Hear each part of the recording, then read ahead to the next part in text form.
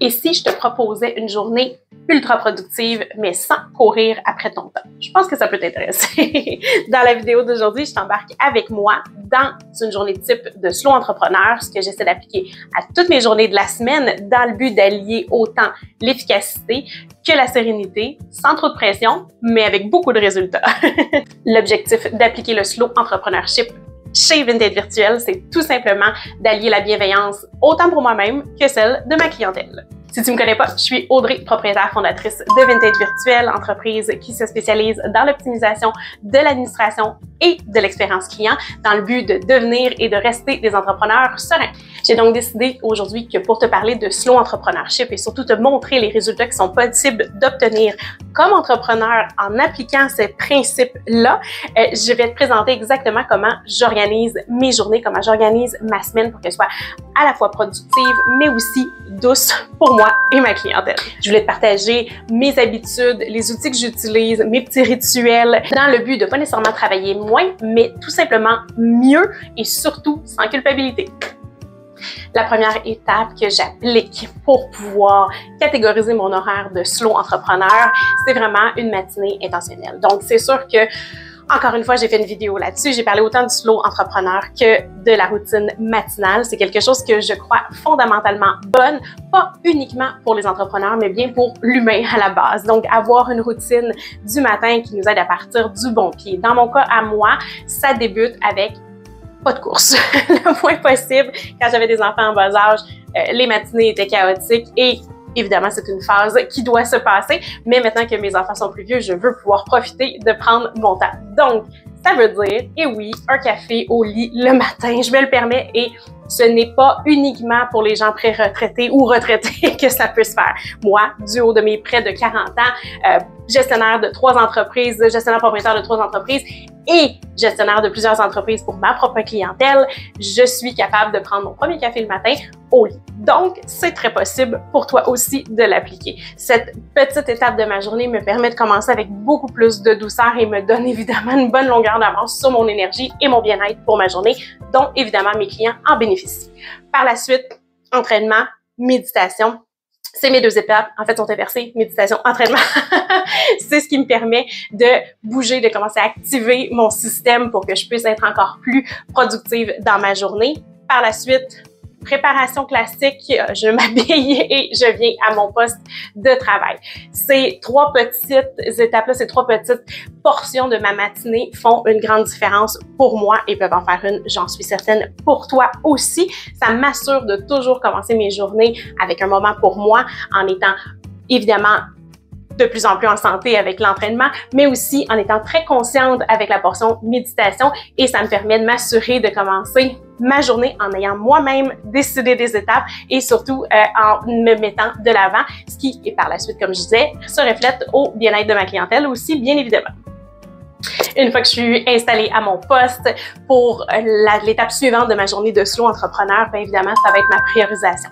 Donc, j'ai besoin de déterminer quelles sont mes priorités pour la journée. Parfois, je le fais la veille, mais j'utilise, si c'est pas déjà fait, j'utilise le matin ma technique de priorité 1 et les 2 priorités A. J'en ai déjà parlé dans certaines vidéos d'organisation au niveau de l'agenda ou de la structure de nos journées, mais priorité 1 va toujours être la tâche qui, normalement, doit être faite en avant-midi. Donc, c'est la tâche prioritaire et parfois, ça peut être une tâche qui n'a pas pu, malheureusement, être complétée la veille ou les journées précédentes qui va devenir ma priorité numéro 1 de cette journée-là. Donc, habituellement, je sais à l'avance quelles vont être ma priorité 1 pour cette journée-là. Je détermine mes priorités A si, encore une fois, elles ne sont pas celles qui n'ont pas pu être complétées la veille. Et parfois, je vais inclure des priorités B qui, forcément, ne seront pas nécessairement complétées dans la journée, tout dépendant comment la journée tourne et c'est là où je peux me garantir de maintenir le thème slow entrepreneur dans mon entreprise en établissant 3 priorités. Je sais que je peux enlever la culpabilité si jamais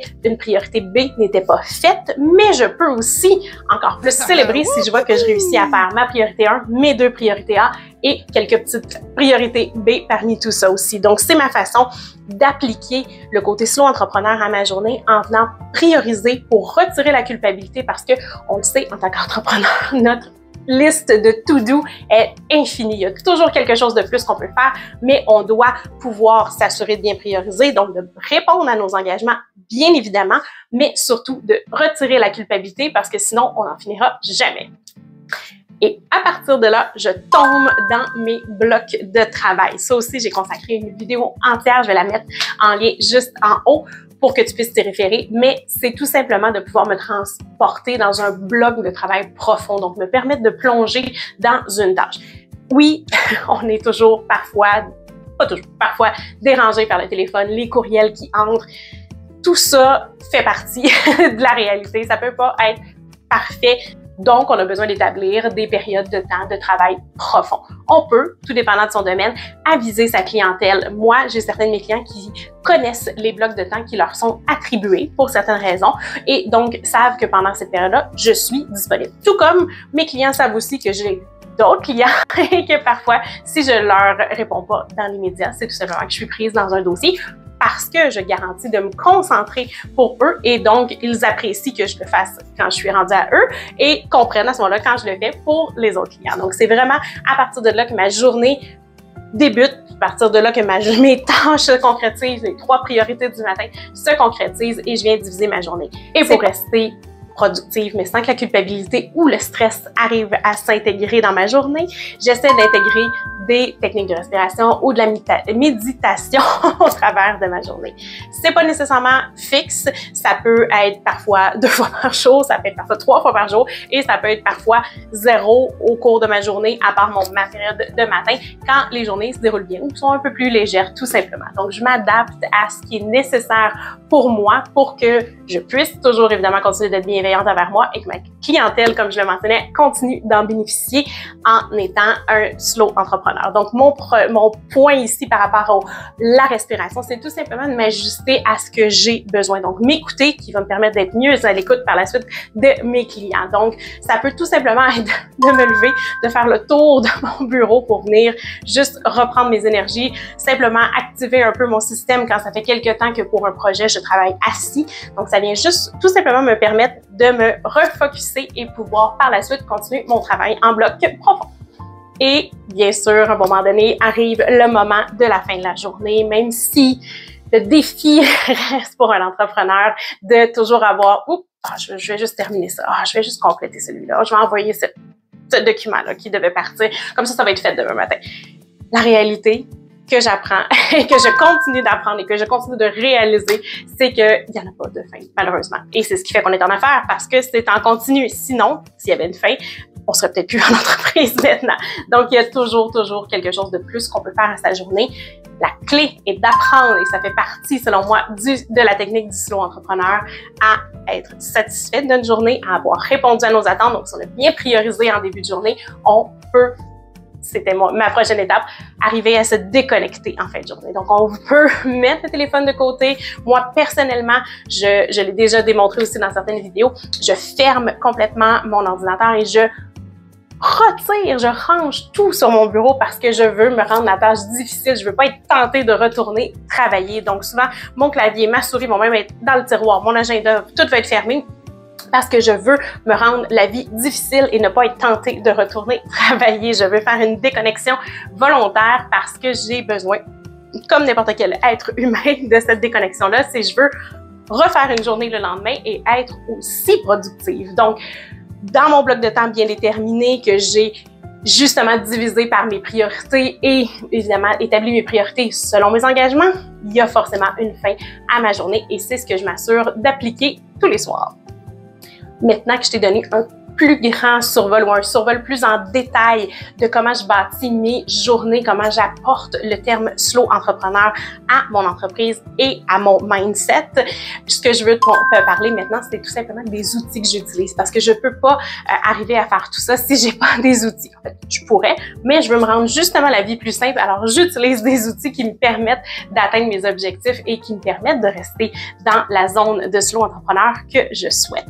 Donc, j'utilise évidemment mon agenda Google qui me permet d'être lié avec mes courriels, donc de voir mes engagements, de jouer avec mon horaire et je m'assure surtout aussi de la réviser fréquemment pour pouvoir m'assurer de toujours l'adapter aux demandes courantes parce que la vie va vite, les demandes changent, les journées changent, les besoins, la famille.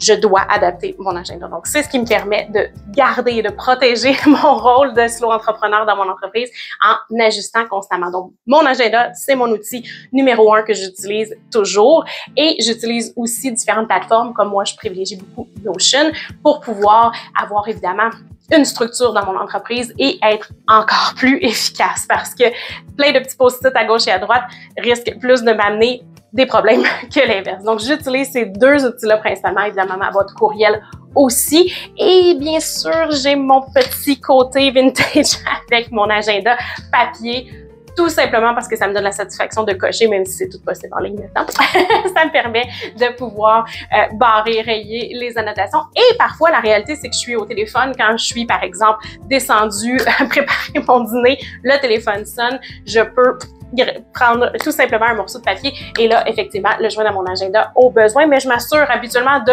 réincorporer l'information, que ce soit dans mon Notion pour ma plateforme client ou dans mon agenda si jamais c'est une rencontre à prévoir. Donc, c'est principalement les outils que j'utilise et qui me permettent d'être efficace, mais surtout de garder mon rôle de slow entrepreneur. Et toi, à quoi ressemblent tes journées d'entrepreneur? Est-ce que tu vis les mêmes défis que moi? Je suis certaine qu'on n'est pas les seuls et je serais très curieuse de le savoir. Donc, tu peux me laisser dans les commentaires à quoi tes journées ressemblent, comment tu bases ton agenda. Est-ce que tu te considères, toi aussi, comme étant un slow entrepreneur? Je serais vraiment curieuse de te lire. Et évidemment, si tu veux pas manquer aucune des vidéos qui traitent de sujets et de trucs entrepreneuriales dans le but d'être des entrepreneurs sereins comme toujours, bien évidemment, je t'invite à t'abonner pour ne manquer aucune des prochaines vidéos que je partagerai sur la chaîne.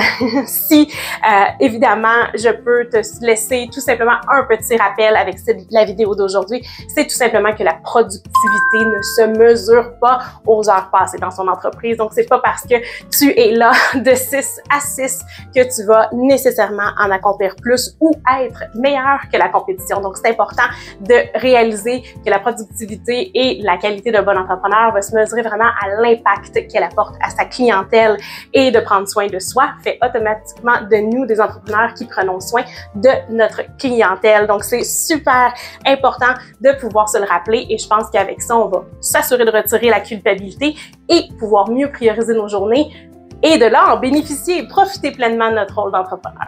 Si tu as aimé la vidéo, je t'invite à nous laisser un pouce d'encouragement et comme je te disais, à t'abonner aussi pour manquer aucune des vidéos comme celle-ci. Et moi, je vais te dire à la prochaine vidéo.